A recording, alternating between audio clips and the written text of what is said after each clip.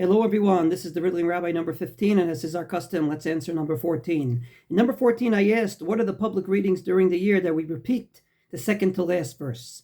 The answer is Rashi Tevot Yud Taf Kuf Kuf. Yud Taf Kuf Kuf. Yud for Yeshayahu. Shabbos Rosh Chodesh, we repeat the verse, V'haya midei Chodesh bechodsho, midei Shabbat b'Shabbato, on every Rosh Chodesh and Shabbos. Very controversial.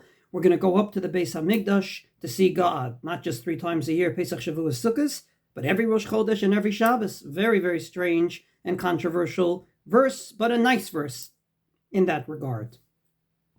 The second is Treyasar. Treyasar ends with the book of Malachi, which ends with the verse that we read on Shabbos Hagadol. Hinei anochi sholeach lachem et Eliyahu hanavi, lifnei bo yom Hashem hagadol v'hanora. I'm sending you Eliyahu hanavi before the big day. Namely, Eliyahu is going to come one day before Mashiach.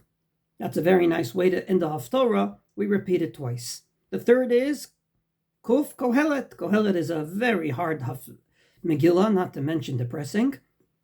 However, we read it on Zman Simchatenu, on the time of our happiness, strange, and we also don't end on the last pasuk, but we repeat the second to last, which is Sof Davar Hakol Nishma, at the end of the day, Et Elokim Yirah, have awe of God, Ve'et Mitzvotav Shmor, and keep His commandments, Ki Zeh Kol Ha'adam, because that is the sum total of the human predicament.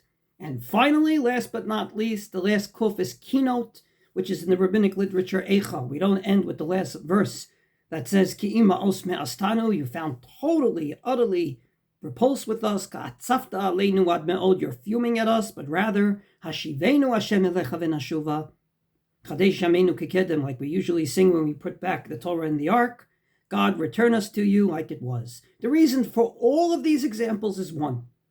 You don't begin and end a public reading on a bad note. All those haftorahs end on a bad note, and therefore, we want to end on a good note.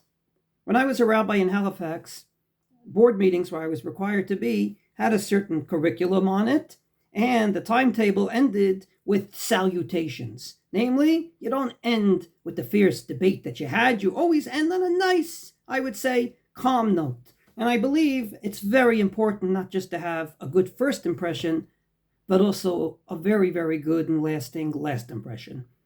From that, let us go on to the Riddling Rabbi number 15. What is the maximum brachot of Shmoneh Esrei that you could say in 1 week in Israel versus outside of Israel? Looking forward to your answers.